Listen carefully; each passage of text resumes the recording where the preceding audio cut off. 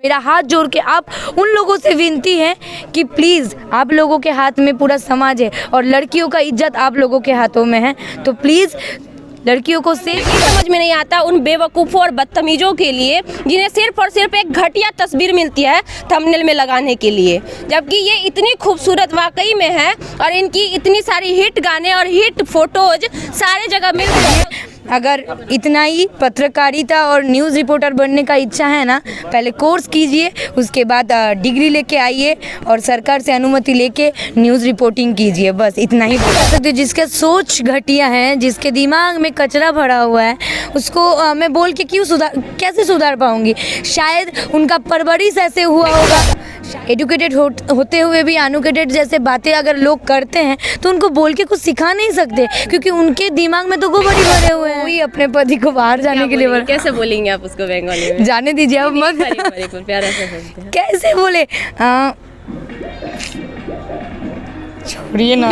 ऋषिकर मधु का निधन हो गया, वो मर गए, वो है हॉस्पिटल में है, वो ये है वो है, ऐसे करके जानते हैं आप लोग क्या कर रहे हैं? मेरा जो उम्र है ना और बढ़ा दे रहे हैं। मैं मरूंगी नहीं, ऐसे लिखिएगा तो मुझे और जीने का, शायद मेरा भूत अभी घूम रहा होगा। न्यूज़ बनाना ही है भोजपुरी के जितना यूट्यूबर्स लोग, नॉट अ रिपोर्टर, वो लोग क्या करते हैं, जाके उसको राय दिलाइए, वो क्यों ऐसा क्यों हुआ नहीं है। तो वो वैसे लड़कियों के साथ जो दिन दहाड़े जिसके साथ बलात्कार होता है, जिसको मारकर फेंक दिया जाता है, उसके लिए भी कभी पोस्ट कर दिया करिए और उसके लिए कभी आवाज़ उठाया करिए, ताकि आज ना सही कल से ही हमारे समाज की बेटियाँ बहू जो भी है वो सुरक्षित हो सके। नमस्कार, आप देख रहे हैं लाइव लॉन्ग न्यूज़ और साई न्यूज़ सीरीज़। मैं हूं आपके साथ खुशबू राय। आइए आज आपको मिलवाएंगे भोजपुरी इंडस्ट्री के एक चहकती कलाकार त्रिशाकर मधु जी से। लेकिन उससे पहले मैं एक बात कहना चाहूँगी कि चहकती कलाकार को शायद ये समाज और ये भोजपुरी इंडस्ट्री चहकती नहीं रहने देना चाहता है। ऐसा कहने का कारण मेरा ये है कि अगर लोगों के साथ कुछ गलत होता है तो उस लोगों को उस चीज़ को लेकर मतलब उसका सपोर्ट करने के बजाय उस चीज़ों को उछाल कर उसे डिमोटिवेट और डिमोरलाइज करने की कोशिश की जाती है हमारे ही समाज के कुछ लोगों के द्वारा। और आप जान ही रहे हैं कि बिहार का माहौल दिन प्रतिदिन बिगड़ता ही जा रहा है। खैर, उन बातों को कोरिलेट ना करते हुए चहकती कलाकारी ये हमारे लिए कल भी थी, आज भी थी और आगे भी रहेंगी। बहुत बहुत स्वागत है मधु जी आपका। आपको भी कैसे हैं? और ये लाइव लॉन्ग न्यूज़ देखने वाले सारे दर्शकों को मेरी तरफ से कोटि कोटि प्रणाम और सबको happy new year. Madhu ji, हमारे टीम के तरफ से आपको भी हैप्पी न्यू ईयर। बात को आगे बढ़ाते हैं, बहुत प्यारी लग रही हैं आप। Thank you so much. वैसे पहले भी लगती थी, आज कुछ ज़्यादा लग रही है। सॉरी कि मैं मेकअप कर रही थी तो आपको थोड़ा सा वेट करवाया। कोई बात नहीं, मेकअप कर रही थी शायद उससे और ज़्यादा अच्छी लग रही हैं। ज़रूरी भी है। और मधु जी, मैं बात करना चाहूँगी आपसे कि भोजपुरी इंडस्ट्री को लेकर कि भोजपुरी इंडस्ट्री में मतलब आप कब से काम की, एक छोटा सा इन शॉर्ट में बताइए कि कब से शुरू की आप काम और कैसा चल रहा है अभी? बस आप लोगों का आशीर्वाद और भगवान स्वरूप मेरे दर्शक को आशीर्वादों से आज चल रहा है। आप बंगाली हैं, भोजपुरी कैसे कर लेती हैं एक्ट इतना प्यारा?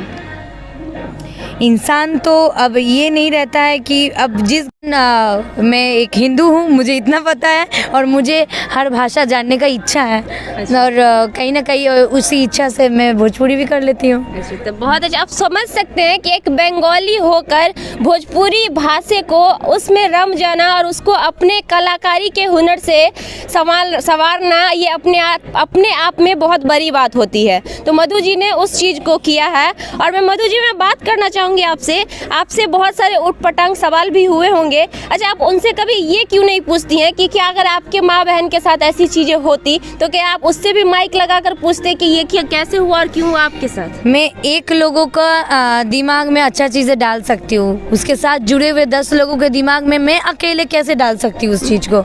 वो सवाल पूछ लेते हैं। बाकी कुछ ऐसे भी जन हैं कि वो समझते नहीं हैं कि हम किससे क्या पूछ रहे हैं। एक तो छोटा सा टाइपिंग करना है, एक कमेंट्स कर देना है, एक छोटा सा टैग मार देना है, बस उसी से तो काम बन जाता है। वो शेयर चाहिए, लाइक चाहिए, कमेंट चाहिए, उसके लिए चाहे किसी का इज्जत क्यों ना उछल जाए और उसके चलते कोई मर क्यों ना जाए, उससे किसी मतलब को लोगों को यहाँ ये इतने दिनों से इंडस्ट्री में काम कर रही हैं, 4-5 साल हो गए होंगे मधु जी, आई थिंक ये होली आ जाएगा तो लगभग 4 साल 4 साल होने जा रहा है। 4 साल से ये इंडस्ट्री में 4 साल हाँ लगभग 4 साल ये इंडस्ट्री में 4 सालों से काम कर रही हैं। इतनी सारी हिट पे हिट गाने दे चुकी है, मॉडलिंग कर चुकी है लगभग में सभी बड़े एक्टरों के साथ। इतने सारे फोटोज हैं और हमें ये समझ में नहीं आता उन बेवकूफ़ों और बदतमीज़ों के लिए जिन्हें सिर्फ और सिर्फ एक घटिया तस्वीर मिलती है थंबनेल में लगाने के लिए, जबकि ये इतनी खूबसूरत वाकई में है और इनकी इतनी सारी हिट गाने और हिट फोटोज सारे जगह मिल रहे हैं, उसके बावजूद भी ऐसा करते हैं। आपने पूछा नहीं कि और तस्वीरें आपको नहीं मिलती हैं कहीं पे क्या? मैं पूछ के उसको क्या कर सकती हूँ? जिसका सोच घटिया है, जिसके दिमाग में कचरा भरा हुआ है, उसको मैं बोल के कैसे सुधार पाऊँगी? शायद उनका परवरिश ऐसे हुआ होगा, शायद देखिए पढ़े लिखे होने से एडुकेटेड नहीं कहा जाता है। एडुकेशन अपने बातों से होता है। आप किस टाइप के इंसान हो उसके बेसिस में आदमी को एडुकेटेड बोला जाता है। और एडुकेटेड होते हुए भी अनएडुकेटेड जैसे बातें अगर लोग करते हैं तो उनको बोल के कुछ सिखा नहीं सकते, क्योंकि उनके दिमाग में तो गोबरी भरे हुए हैं। अच्छा, सही बात कहा आपने। मधु जी अभी क्या कर रही हैं? कौन सा शूट चल रहा है? नया गाना का चल रहा है या फिर नहीं? अभी इस साल मैं सबसे पहला होली सॉन्ग कर रही हूँ। ये इस साल का आज मेरा फर्स्ट शॉट है शूटिंग का होली का, तो होली का सॉन्ग कर रहे हैं। अच्छा, इस इंडस्ट्री में सबसे ज़्यादा कंफर्टेबल आपने किसके साथ फील किया अभी तक इस लाइफ में? देखिए अगर काम करती हूँ तो मैं कहीं भी जाती हूँ जहाँ पे किसी को जानती भी नहीं हूँ, वहाँ पे भी 5-10 मिनट के बाद मैं कंफर्टेबल फील करने लगती हूँ। वो मेरा तरीका है, मैं सबसे उस तरीके से ही बात। और ना जाने देखिए कहीं अगर हाँ बोलते हैं ना कि हाथ के 5 उंगली समान थोड़ी होता है, तो हर जगह मेरे क्वालिटी का भी लोग मिल जाता है मुझे। और मैं ज़्यादातर सबके काम नहीं करती हूँ, मैं उसी जगह काम करती हूँ जहाँ पे मैं कंफर्टेबल फील करती हूँ, सबसे पहला चीज़। और अगर कोई सिंगर या स्टार की बात करेंगे तो कलाकार अगर कलाकारी होता है सब अंदर में तो हर किसी के साथ कंफर्टेबल होता है। और बाकी तो जितने भी मेरे पहले से वो लोग काम कर रहे हैं और इतना पहले से वो लोग इतना कर चुके हैं तो उन लोगों से सीखने को मिलता है, तो हर किसी के साथ हो जाता है। हाँ। अच्छा, बंगाली में कुछ प्यारा सा शब्द जो भोजपुरी का कोई डायलॉग हो आपके किसी सॉन्ग का और उसको आप बंगाली में बोल के बताइए एक बार। मैं डायलॉग तो नहीं बोलूँगी। पवन जी का एक गाना आया था धन धुआं हो जाए, हाँ नहीं भोजपुरी में उसमें एक वर्ड है, उसमें एक वर्ड है जो लड़की बोलती है कि की बोल छो तुम्हें, इसका मतलब है कि क्या बोल रहे हैं आप या क्या बोलना चाहते हैं, ये क्वेश्चन कर रही है। तो जिनको पता नहीं है इसका मतलब सारे लोगों को ये बता दूँ, उसका मतलब ये था। कोई एक सॉन्ग जिसका एक लाइन को बंगाली में बोलिए, वो तो आप हिंदी बता रही है उसका। बंगाली बताओ। आपको बहुत सारा हिट सॉन्ग रहा है, हाल ही फिलहाल में 2-4 सॉन्ग, ये शायद राकेश मिश्रा के साथ भी आपका हिट हुआ था, एक सॉन्ग बहुत ज़्यादा हिट हुआ था। तो कोई भी लाइन बंगाली में बोल के बहुत उठपटक सुनने में लगेगा, लेकिन जो भी है राजा तानी जाइना वगैरह के मतलब है अपने जो हस्बैंड है उसको बाहर जाने के लिए बोल रहा है, तो हम लोग हस्बैंड को वहाँ पे बॉड बोला जाता है, तो वही अपने पति को बाहर जाने के लिए कैसे बोलेंगे आप उसको बंगाली में? जाने दीजिए अब मत। प्यारा सा शब्द कैसे बोले? छोड़िए ना। बोलिए पति को कैसे बाहर जाने के लिए बोलेंगी बंगाली में? कैसे बोले? अब ऐसे ही बोल सकते कि एक्चुअली हम लोगों के वहाँ पे यहाँ पे जैसे सब लोग हस्बैंड को आप करके बोलते हैं, वहाँ पे बंगाल में ना सबसे प्यारा शब्द है तुम ही मतलब तुम हो गया है। तो यहाँ पे तुम हम लोग नहीं करते, इनको लगता है कि नहीं आप करके बोलते हैं, तो वहाँ पे हस्बैंड को तुम ही बोलते हैं, तो नाम नहीं लेते हैं मुँह पे, तो ऐसे ही बोलते कि तुम ही बाहर जाओ, तुम बाहर जाओ। बहुत प्यारा वर्ड था आपका, बहुत प्यारा लाइन था। मैं एक बार फिर से कहना चाहूँगी कि मुझे शर्म आती है ऐसे लोगों पर जो कि लोगों के कला और लोगों की अच्छाई को बाहर ना रखकर उनकी एक छोटी सी गलती को पूरी दुनिया के सामने सरेआम बदनाम करने के लिए उस चीज़ का इस्तेमाल करते हैं। और सबसे घटिया और सबसे ज़्यादा बुरा मुझे तब लगता है कि वो चीज़ें अक्सर लड़कियों पे आकर ही अटकती है। बदनामी अगर होती है किसी की तो लड़कियों पे ही होती है। हाल ही फिलहाल में एक नहीं कई घटनाएं सुनने को मिली। अभी फिर से वैशाली में एक हत्याकांड हुआ जिसमें फिर से एक दलित लड़की के साथ, मधु जी मैं बताना चाहूँगी, दलित लड़की के साथ बलात्कार और रेप हुआ है और उसे मार दिया गया है। मतलब हर बार चीज़ें लड़की पे आके अटकती है और लड़की के ही आचरण पे दाग लगाया जाता है, जबकि ऐसा नहीं। अच्छा क्या लगता है लड़की के आचरण पे दाग लगाया, उसमें गलती लड़की की? जो दलित लड़की थी वो उम्र उसका कितना होगा? 12-13 साल। उसका क्या गलती था? मैं इतना समाज से पूछना चाहती हूँ, मैं नहीं जानती हूँ, मैं उस न्यूज़ को अभी तक सुनी भी नहीं हूँ, पढ़ी भी नहीं हूँ। हो रहा है अक्सर, इतना 98% केसेस ऐसा है कि डेली सुनने को मिलता है, लेकिन मैं इतना पूछना चाहती हूँ उस लड़की का क्या गलती है? और अगर न्यूज़ बनाना ही है भोजपुरी के जितना यूट्यूबर्स लोग, नॉट अ रिपोर्टर, वो लोग क्या करते हैं जाके उसको राय दिलाइए, वो क्यों ऐसा क्यों हुआ? आज तो शायद वो जिंदा भी नहीं है, जैसे आप बोल रहे थे, वो तो शायद जिंदा भी नहीं है। उसका क्या गलती था? और शर्म तो उस व्यक्ति को आना चाहिए जो उसको रेप किया है। शर्म उसको लड़की को नहीं आना चाहिए, उसके घर वालों को नहीं आना चाहिए। आप उस घटिया हरकत किए हो जी, उस लड़की को कभी भी शर्म नहीं आना चाहिए। और इनकेस अगर कोई लड़की रेप होती है उसके बाद वो जिंदा भी है, मैं एक ही बात बोलूँगी कि आपको या किसी को भी, कोई लड़की को भी, चाहे वो मेरे जैसे मेरी उम्र की हो, मेरे से बड़ी उम्र की हो और मेरे से कम उम्र की हो, अगर वो जिंदा हैं तो अपने स्वाभिमान के साथ अपने सर उठा के जिए, क्योंकि वो आपका गलती नहीं है, गलती वो किया है जो आपके साथ वो हरकत किया है।